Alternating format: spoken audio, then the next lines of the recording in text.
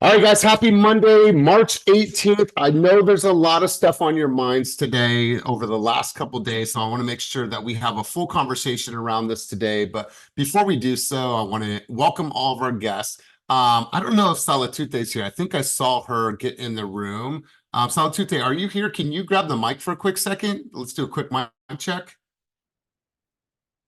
Toots, you there? Going once? Going Yeah, twice? sorry, I'm here. Sorry.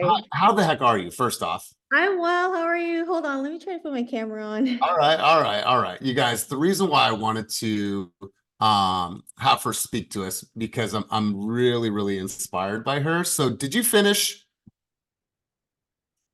Toots, you there? Okay, yeah, here I am. Did you finish? I did. I finished my 75 on Saturday. All right, so check this out, you guys, and this is why. All right, how far along are you first off for the people that don't know? I'm 28 weeks pregnant. All right, so she's 20, wait, excuse me, 28 weeks pregnant, and she just finished 75-day hard. Now, I've never been pregnant. I can only imagine. I've been around pregnant people, everything that your body is going through already because of the pregnancy. And then she put her body through 75-day hard. I just have to say that I'm inspired by you. The days when I don't want to do it, when my days my wife doesn't, I'm like, Salatute's doing it. She's pregnant. And so you were hope and inspiration for us. So I just wanted to say congratulations to you. Congratulations on the baby that's Thank cooking right you. now. Can you tell us anything about how you're feeling, what you went through? And let's just start the call out there, and then we're going to get right into the conversation. Would you mind? No, not at all. So, I mean, this round, I did it last year and I thought it was hard last year, but this year was even harder just because, I mean, I'm carrying and on top of that, I mean, mentally and physically, the last month was super hard, but thankfully I have my husband to help me out too, so that was a great help as well. But yeah, this has to be the easiest pregnancy I've had. This is my fourth pregnancy, but because I totally believe that it's because of the 75 hard, like I'm able, like this pregnancy has been easy, so it's yeah. Now, when you say easier, you mean easier on your joints, on your body, on your mental, on your like. Tell me a little. When you say easier, what do you mean? Okay, so mentally it's been easy because during my pregnancies I'm an emotional wreck.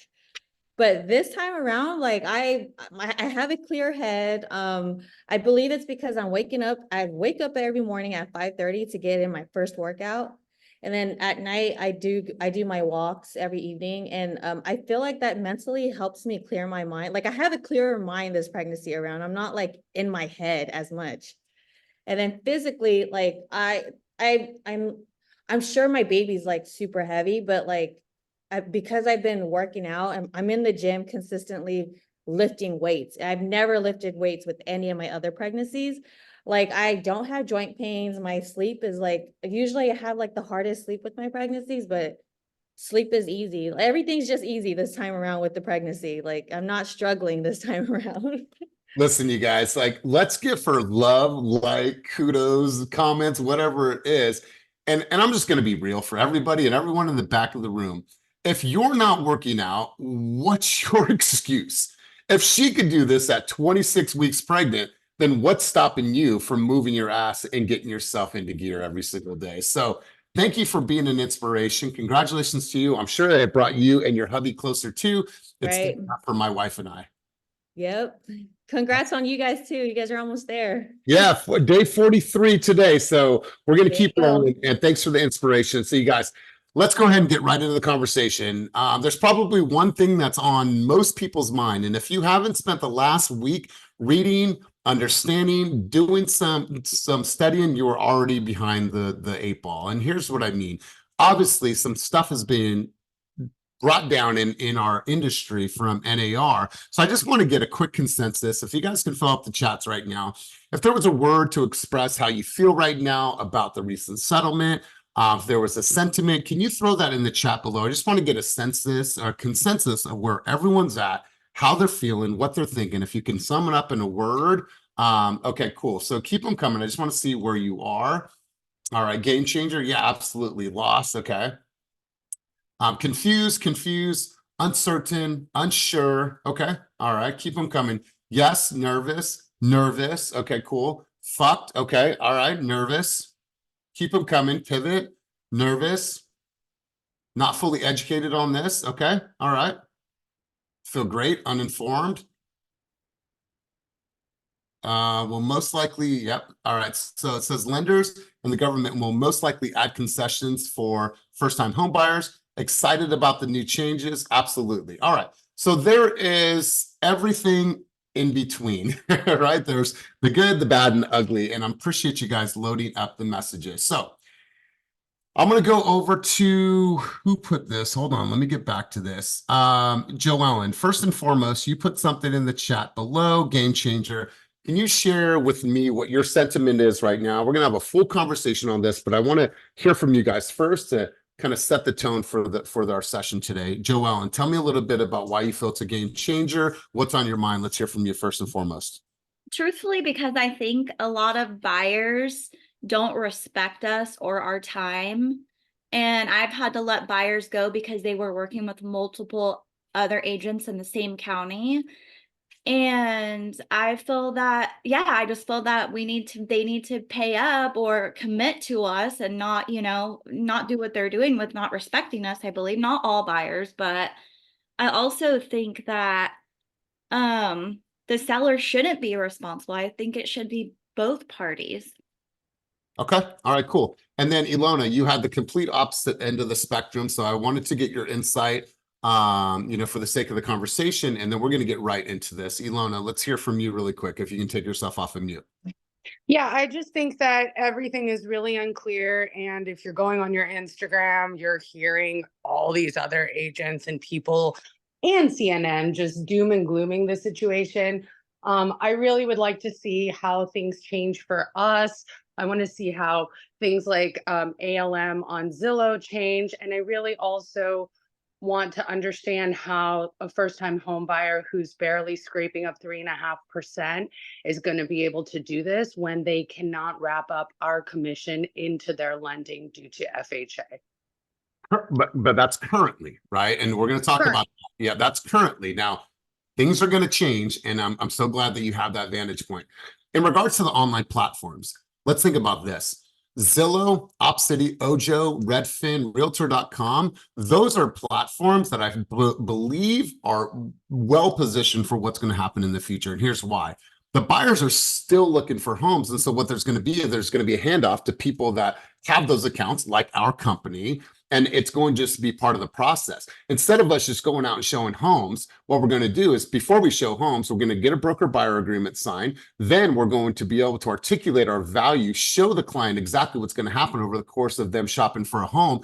And then we're going to be able to get in front of all that. I think that we still are going to have the vessel of all the leads because we work with all those platforms. So Ilona, I appreciate that vantage point. We're going to talk a little bit more about that. But JJ, you had a thought, you had a contribution. And Mark, we would love to hear from you before we actually get into the convo. JJ, let me hear from you really quick.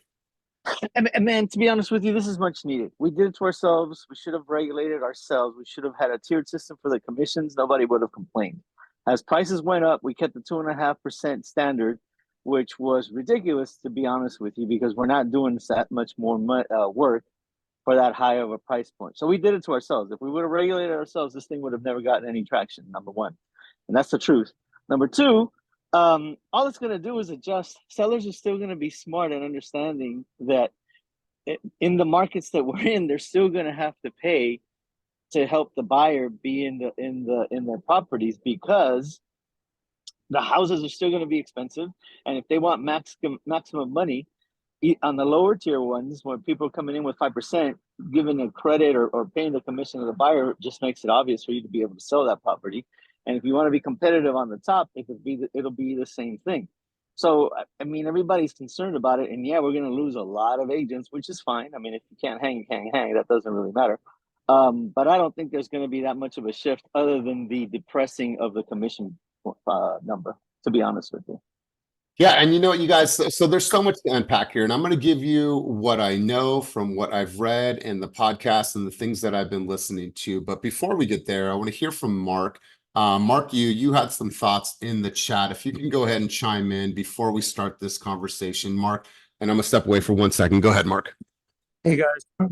So the whole scheme of things, given that NAR's settlement, and on top of that, the judge still has to approve it. Nothing really changed much, aside from people expecting the changes and then freaking out about it. I think the government and lenders are also going to step in, because you're going to have issues with first-time home buyers not having the down payment as it is, let alone covering the down payment, and the commission for the agent as well.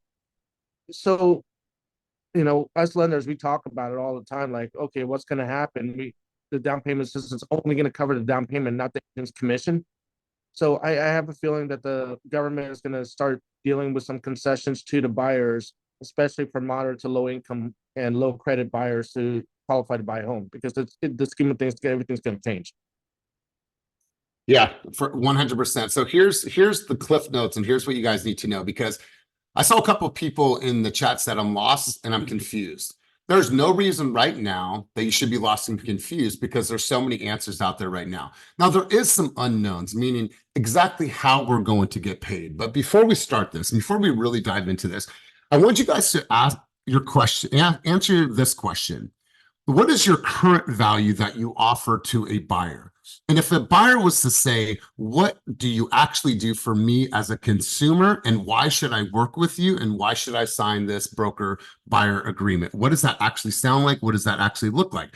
Before the end of the call, I'm going to give you some tips on how to really add to your value proposition and the value stack when you're speaking with consumers. So here's some of the high level notes. Feel free to take notes or go back and watch this. Here's how your life is going to look different in the coming months. Starting in July, now this is going to happen in July, we are going to be required by MS rule, that is, there is a written contract, meaning a broker buyer agreement, before you even access a home. Now, what does this remind me of? It's March, right? And it's crazy that this information is coming out in March. What happened in March of 2020? Anybody remember? Go ahead, take yourself off mute. COVID. COVID. Yeah. Okay. So before, we were able to show houses, go and show, lockbox, right? We would go and show, but what did it force us to do? It forced us to have a PED for every single property that we entered. Was it cumbersome? Absolutely. But did we make it? Absolutely. Our business is not immune to change. As buyers agents, we've had it really good for a very long time, but you have to think about this and take it back to why the sellers even brought this to the table in the first place. A seller who thought about this and found a lawyer that could represent them and was a pretty goddamn good lawyer because they won the settlement. A seller says, why am I offering 6% commission when that other agent is supposed to do their best to get the lowest price for their buyer? So what I'm doing is I'm giving up 3% for them to try to bring in a buyer that is going to lowball and negotiate the lowest price, right? And so they said, well, why should we have to do this? Now, like JJ said, there is going to be a form of concessions, but I want you guys to think about this differently. It's going to be concessions versus commissions. Right now, it's always been, oh, it's a 5% listing. That means I get 2.5. It's a 6% listing. That means I get 3%. So now it's going to be in the form of concessions versus commissions. No longer on the MLS are you guys going to see anything that says commission. What you will see, and what they are able to do, is they are able to put notes in the section that states concessions and be able to say that the seller is willing to offer concessions in the form of closing costs. Now, however that verbiage looks in the future, obviously we'll work through that. We're going to be able to negotiate on that behalf, but that's what we're going to see. We're going to see this era of concessions versus commissions. Let me go through some of my notes right here. You guys are going to have to clarify, obviously, compensation, clarity, the value. You're going to have to really get good on this document here. If you guys are not clear with what this document is here, okay, I'm going to go here. Oops. I'll open it in a second. Sorry, I'll open it in a second. It is your broker buyer agreement. It is called the BRBC. That is what it is called. Each of you on this call, I don't care if you're the seasoned veteran or if you're brand new, you need to print that document up and you need to be able to go through it, understand it just like you would the residential purchase agreement. You need to read through that document. So when you're presenting that document, when you're on your first Zoom with a consumer, you are not winging it through that document. So I'll bring it up in a second. It says here that If the buyer rep and buyer agree to pay a certain fee, meaning you have a buyer and you say, Mr. Buyer, to work with me and have all the value that I provide you as a consumer, my fee, my compensation is X amount, and that's determined between you and your buyer. Well, when you start to shop and you start to get in negotiations and you start to write your offers, if concessions are offered from a consumer on the selling side, and that number exceeds the amount that you agreed to with your buyer, say they want to offer you a little bit more, you have to go what's within the contract. So you cannot say, oh, they want to offer me X amount, 5,000 versus 2,500. I'm going to take that. No, everything is going to be written into the contract, and you cannot accept more than what is written into the contract. So no more blanket unilateral offerings of compensation, 6%, 5%, 4%. That is not going to be prevalent starting in July. But seller will still pay and can still pay for compensation. But like I said, this will be in the form of a concession versus a commission. Mark or any other lenders on the call, Aaron, maybe you know this number. You've been in the lending world before. In 2023, how many of the deals, let's say Bay Area, or maybe you know a national statistic, had some form of concessions when the deal actually got into contract? Do you guys know those numbers? Do you know an idea, a percentage? I would say that Mark, mute yourself, and then Aaron, go ahead.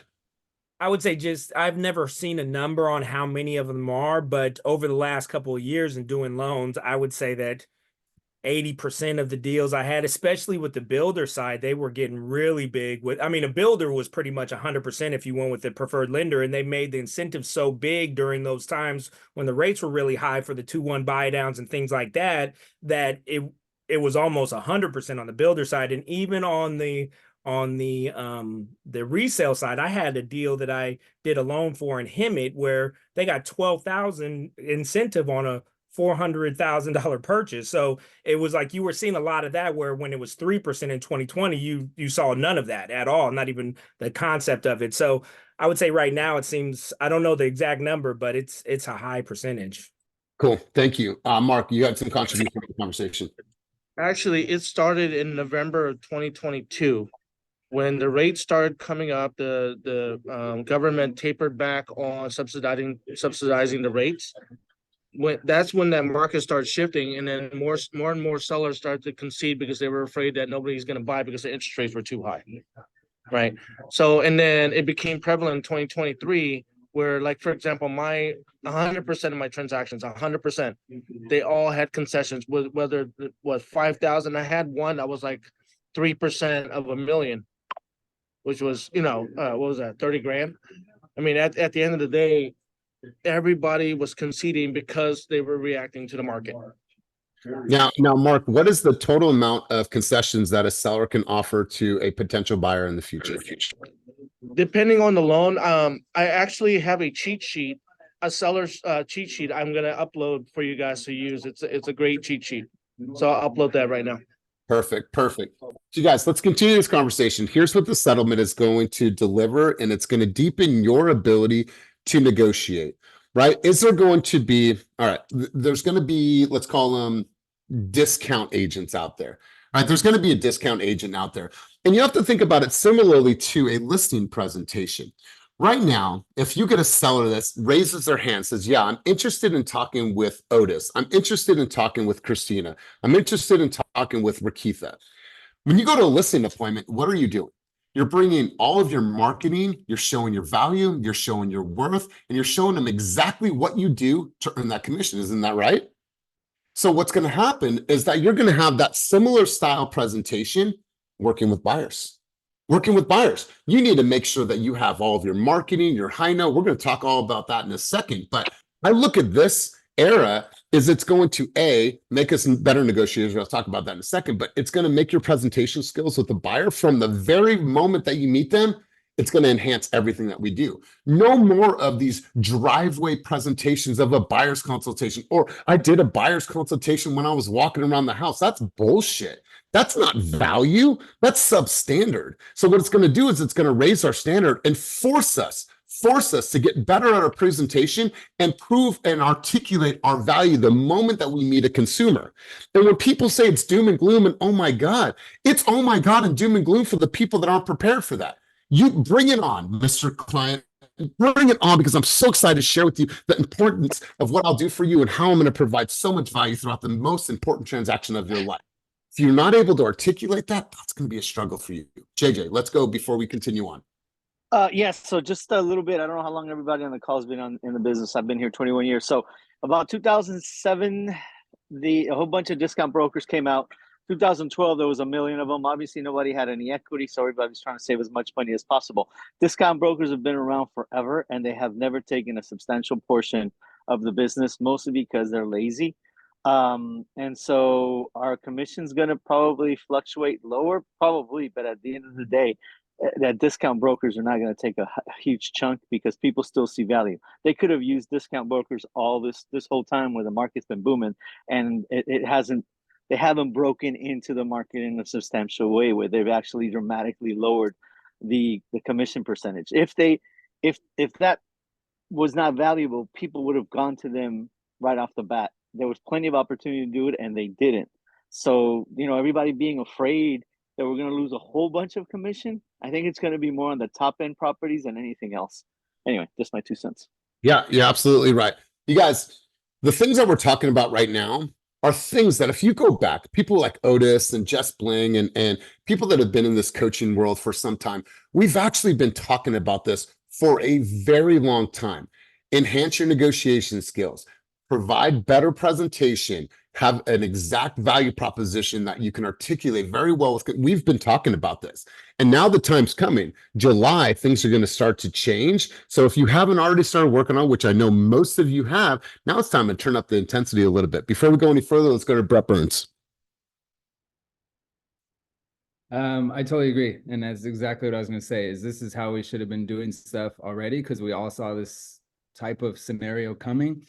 I wanted to echo like the discount brokerage thing like that, discount agents, they're going to amp up their marketing, and we need to amp up ours. Like, I've never been a discount agent. I've never, and the commission's always been negotiable, right? So like, if you can't talk about your value, then, you're already a step behind to begin with, because these discount brokers or discount agents are banking on the fact that if they charge less, they'll get the deal, right?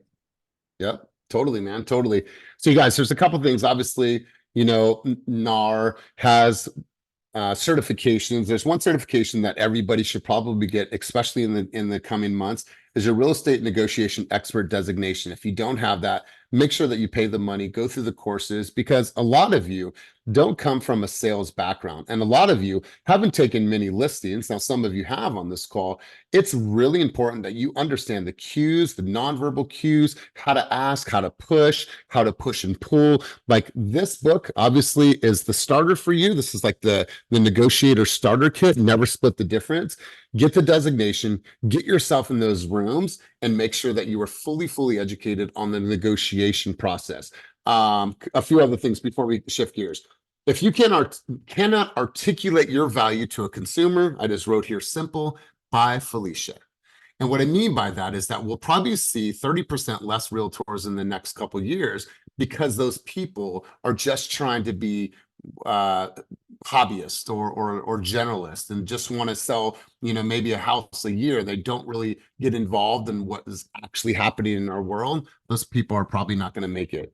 The goal of the industry is going to excel, and realtors will actually charge more, and they will have the ability to charge more when we're able to articulate our value. Having this conversation up front, the buyer's consultation will never be skipped, like I said, and will make agents more professional. This is going to raise everybody's standards in the industry. That's why I look at this as a positive thing. Is there going to be some obviously changes? Is there going to be some hiccups trying to get the document signed, all those things? But a consumer's going to know, in order for me to show you any type of houses, I have to have this document signed. So let's go over the document. Let's go over the buyer's consultation. We'll also go over my compensation, right? Just like when you talk with a seller, you're not going to be like, oh, my compensation is this, and let me go through my marketing. No, I'm going to go through all of my marketing, all of my value, every single thing that I'm going to do for you. And by doing all that, I charge X amount to work with me, right? And so it's all going to come together, but we have to make sure to practice this. So before we go on, I want to get anybody's thoughts, contributions, questions, anything before let's go, Ilona. So we are not going to open a door until we get a signed piece of paper. Is that the new way? Starting in July, a broker buyer agreement will need to be signed in order for a client to be able to see a property. Similarly to a PED. So how is that going to work with ALM, for example? So those things are going to change. So how you'd like to see 123 Main Street? Wonderful. Next step is we hop on a Zoom call, probably hop on a Zoom call, and that's an unknown currently.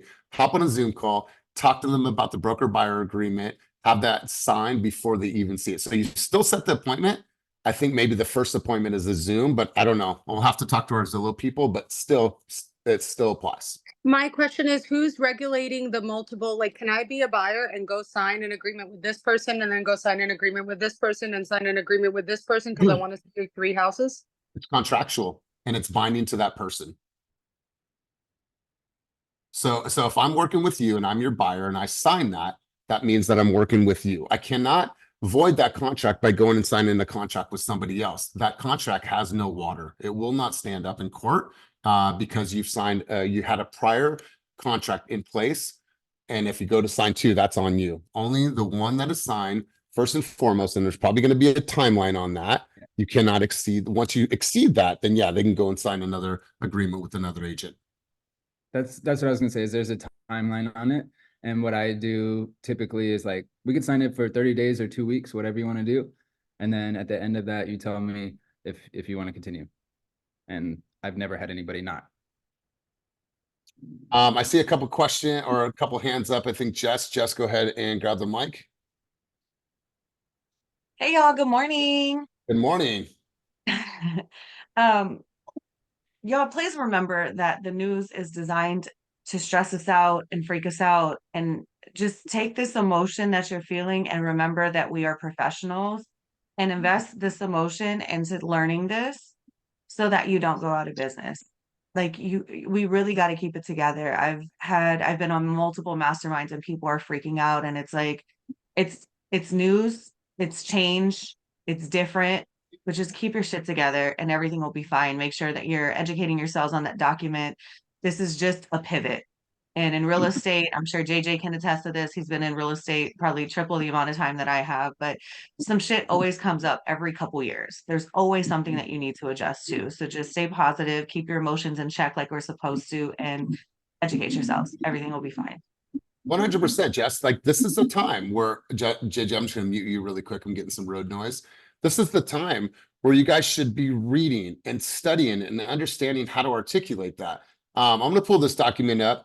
You guys will find this. If you search for broker buyer agreement, the actual title of this document is called, here it goes right here, the buyer representation and broker compensation agreement. You'll see it here in section 4. You'll see the buyer agrees to pay broker following applies to either an amount or a percentage. I think some of this will change, but I just want you guys to get familiar with this document. All you do is you go into your forms, print that document out, make all of your notes on it so you have that as a baseline, because most of our team has never signed. I'm just talking about our team. I know we have some guests on the call. Most of the people on our team have never signed this document. So what are we going to do? In the coming weeks, we're going to practice this. We're going to print this. We're going to articulate this. We're going to make sure that we understand this. So I'm not going to leave you guys hanging. I will not leave you guys hanging. I promise you this. We are going to train, coach, and be ready for this. With that said, on Wednesday, we're getting together in Walnut Creek. Feel free, everyone that's on this call, come to the Walnut Creek office. Kenny and I are going to host a conversation about this. We're going to dive deep into this. We're going to answer questions. We're going to go further into this conversation than we are right now. So if you have the ability to do so, come to Walnut Creek on Wednesday from 10:30 to 12:30. We're just going to have a think tank. We're just going to have thoughts, questions, just bounce ideas off of each other, and then really talk about the value that we offer for a consumer. A couple other things that I want to share with you guys before we continue on is this here. All right, so you guys have an ability. Sorry, let me go back in here. Let me go here. All right. So first off, I'm going to put an article here. That way you guys can have this article.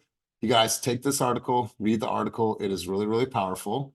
I'm going to put that there. There's also a couple other things that I want to share with you. All right. So this here, you guys do not need a password for this. There's a mastermind today.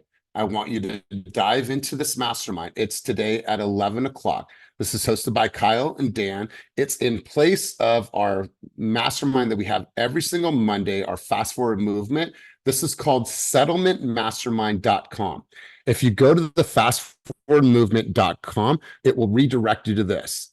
Just go to the settlementmastermind.com. This is where we're going to be today. Also, if you are an EXP agent, even if you're not, you could watch this webinar today. It is it is live streaming on Instagram. This is with our Chief Strategy Officer, Leo Pareja. I want you guys to tap in. This is on YouTube. Just go to EXP YouTube and you'll be able to watch this live. This is going to be a really, really positive conversation about what's happening.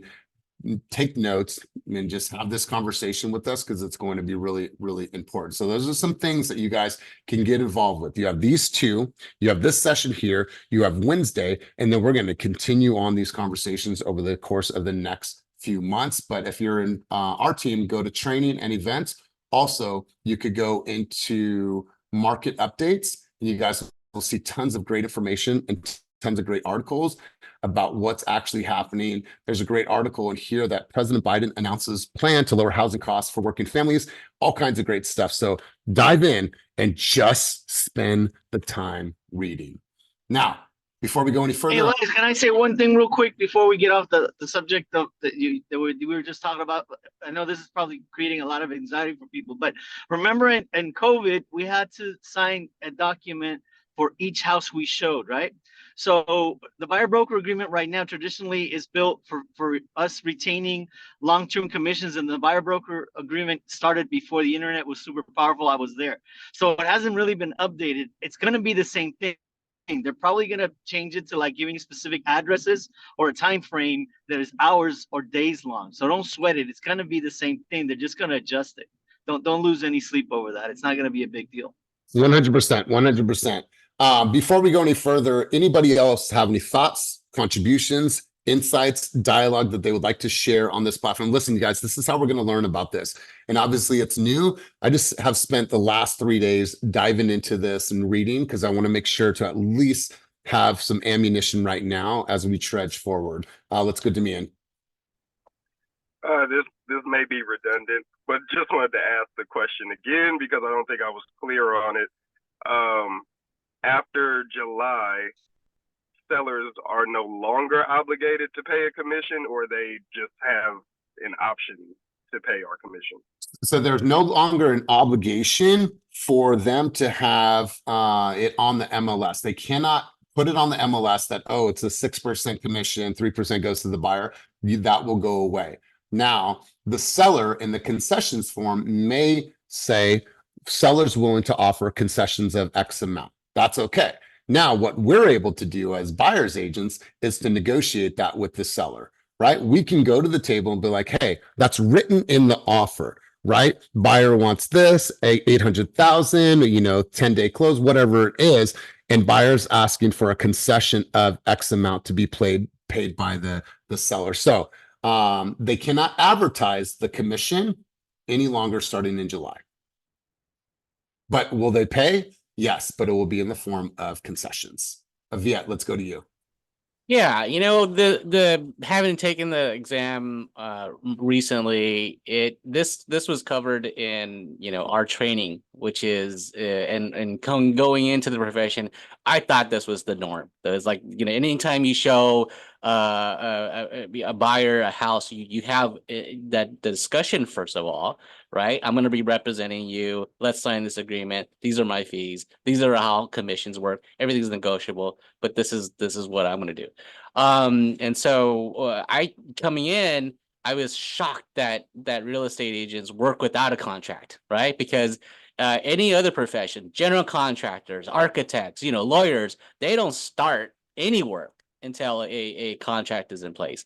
And so another way to look at this is it's an opportunity, because now when you're shopping for your buyer, there's this relationship, this rapport, this understanding that's already established, and now you're working at least with a contract. There's sort of a safety net under you, right? That all the effort that you put into it, you're gonna get compensated for it.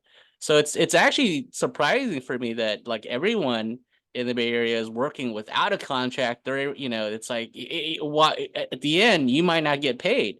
This way, at least there's a more of a understanding from the get-go, right? It's an opportunity. It's an opportunity to present yourself more professionally, have a understanding from the get-go with your client, and you sleep better because you know that there's more highly chance that you're going to get paid within this timeline if you can find them a house, you know, within 30 days, 60 days, whatever your contract is. So you know, look, it's another hurdle, yes, but I think it's just your outlook. If you see this as an opportunity to be more professional with your client, you're gonna rise. You're gonna do better. You know, I think clear understanding is great for everybody. 100%. You know, well said. Here's the thing, and I think over the next couple of weeks we'll have more clarity on this. I don't know exactly what agents and for somebody to determine their value right now, I think that's a little bit harder without having some type of like baseline. Because here's what's going to happen: there's going to be probably some thoughts or some ideas thrown out of maybe a retainer. You know, Brett, you know, obviously here's all the things that I'll do. I do have a retainer fee, and that's $2,500 or whatever that. I don't know what that's going to look like. Or is it going to be a set fee? Or is it going to be wrapped into the loan? See, that part of it, I just don't know exactly what the fee will be. And obviously we'll work through all that in the coming months. There's probably going to be tiers depending on price point. I don't know. I'm really excited because I'm going to dive into all this information, but there's definitely going to be a few different options. So here's my question. And JJ, did you have another contribution? Or was that an old hand? No, throw that hand down so I don't get confused. All right. Here's what I want you guys to ask yourself right now. How can you be best prepared for the coming months, right? How can you be best prepared to have an amazing value stack? Let's go, Christina. Christina, if we were to go on a listing presentation tomorrow and the house is listed at you're going to propose to list the house at $2 million. Christina Montiel, what are you bringing to that presentation? Well, I'm going to do my homework. I need to do comps. I need to see what's sold in the area. My marketing, be very strong with my marketing. Bring the IA. I'm noticing that, you know, if you say that I use IA, people are more like, oh, it's the new thing, and they are up to date with what's happening. Yeah, and you know, being that is my first one, I am bringing what my team sold in the area, how we went around and telling them that I will be knocking doors, telling the neighborhood and going, you know, sending email marketing. Yeah, that's what comes to mind. Okay. All right, cool. So I want you to think about this. I call you, I'm a buyer. I'm thinking about purchasing a $1.5 million home in Fremont, right? You tell me we're going to hop on a call. How can we, all of us, every single person on this call, I don't care who you are, how can we best prepare in the coming months? And I'm going to give you a cheat code and I'm going to give you some things, but then I want to open the mic up. I want to hear from you guys. So if you haven't taken any notes up to this point, I'm going to highly recommend that you take some notes. So a buyer high note, right? Each of you have high note if you're on this call and if you're on the team. If you're not on the team, talk to your brokerage or talk to me about joining our brokerage, and I'll hook you up on high note. You should have a buyer high note that has your intro video, have some explanation videos, have some educational videos, have this beautiful catalog of all the things that you do, off-market opportunities, everything housed in one beautiful place that you can share with the consumer. And before you get on that first call with them, you send that. That way you can see how much time they're spending in each section. That way you can tailor your presentation based on their education level and what they spent most time on reading. Buyer high note.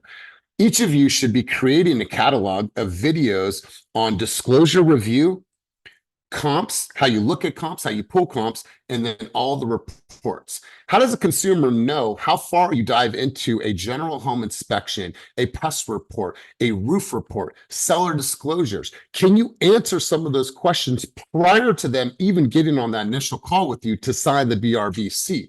Have they been able to be like, wow, Jess, I didn't realize you did all of these things. Yeah, I take this really serious because I know how important this purchase is for you and your family.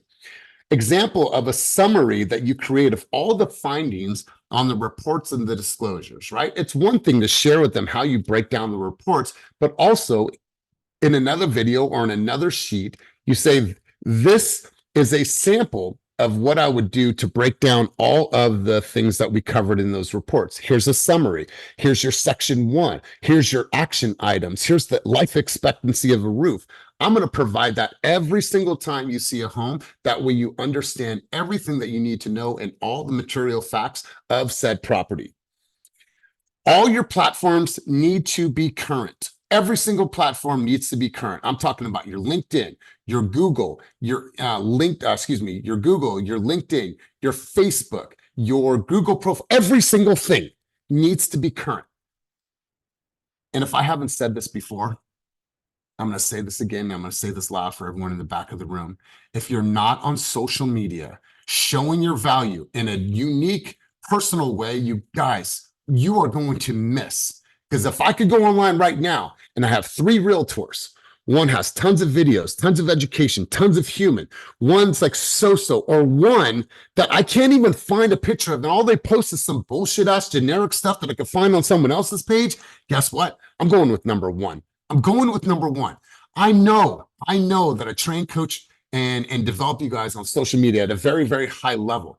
I do it because I believe in you, and I believe in you building your own brand and identity and giving a client the ability to see that they're safe and that they're educated before they even choose to work with you.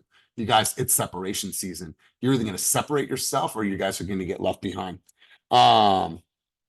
Master your buyer's consultation. Master it.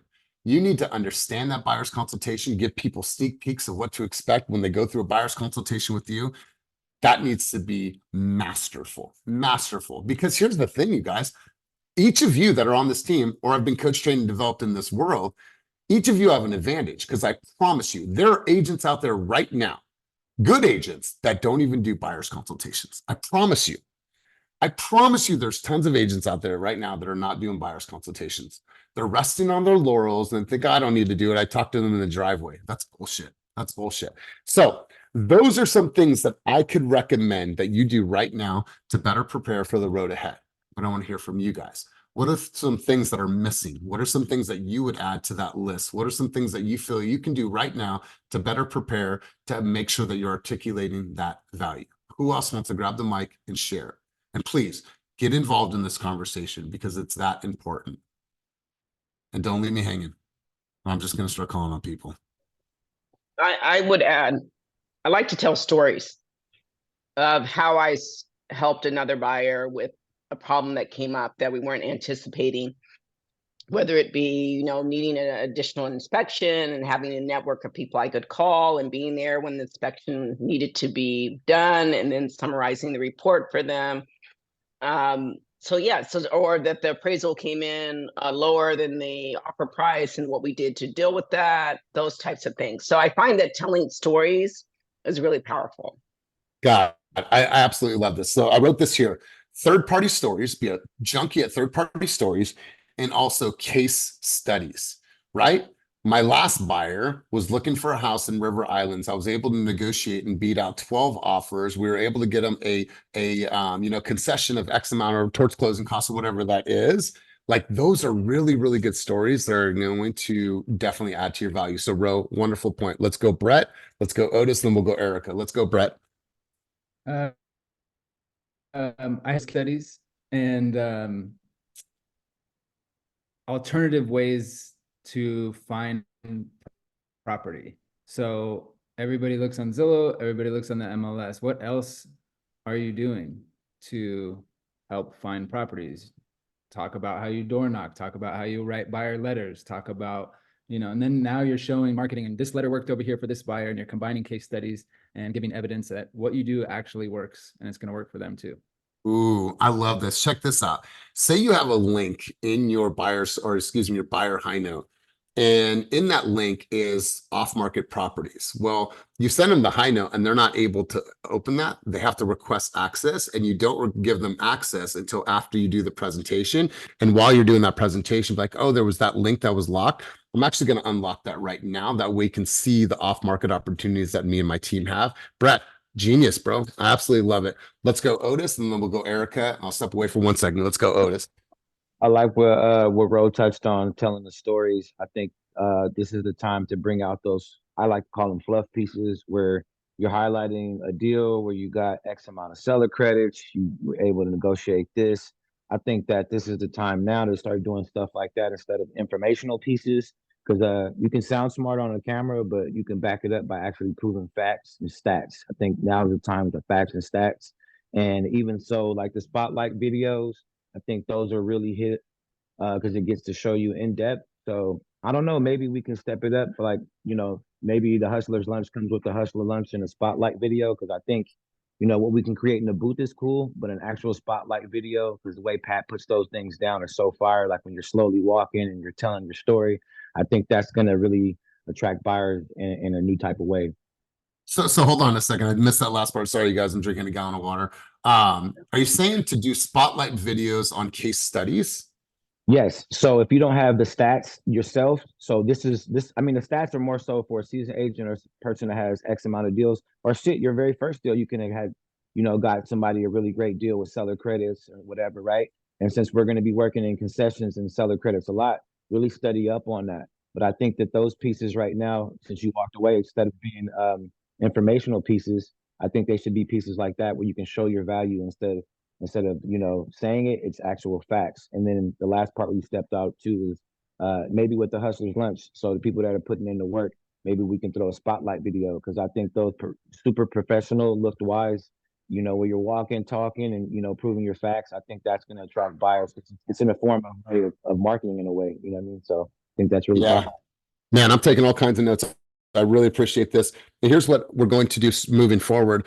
On Tuesdays, when everyone shares their strategy and how they got their offer accepted on the team meeting, I'm just going to create a document, and that's going to house all those third-party stories. So if you don't have a story of your own, you could borrow from all the success of your brothers and sisters on the team. So Otis, great stuff. Let's go Erica, let's go Kaleem.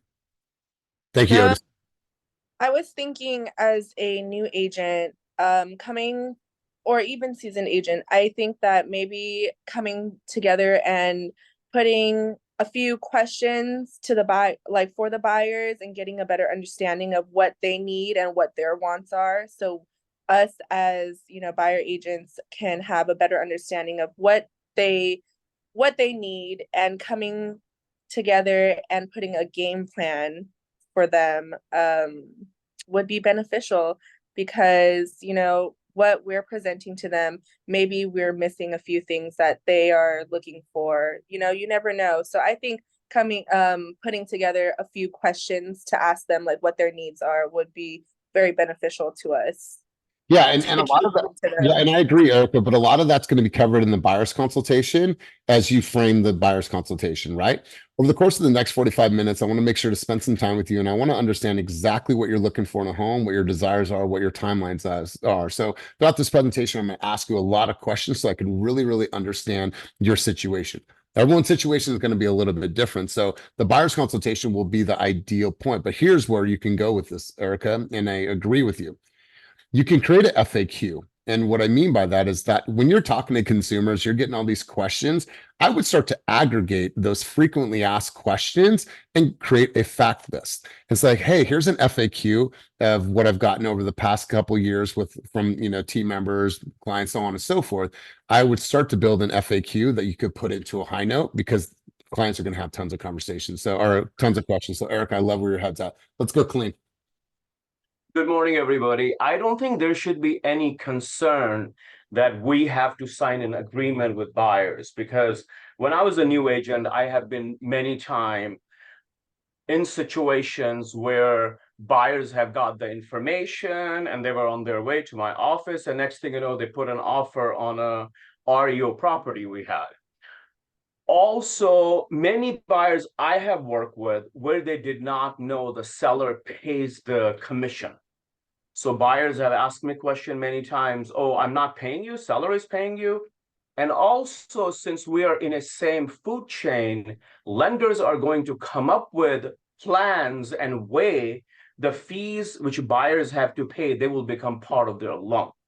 So I don't think there should be any concern. I think this is the best thing they're doing. So buyer's agent don't get used. They don't have to do all the work, and some of them are afraid to ask the buyer if they can sign an agreement with them because they feel if they ask, buyer might walk away. I think this is one of the best thing they're doing.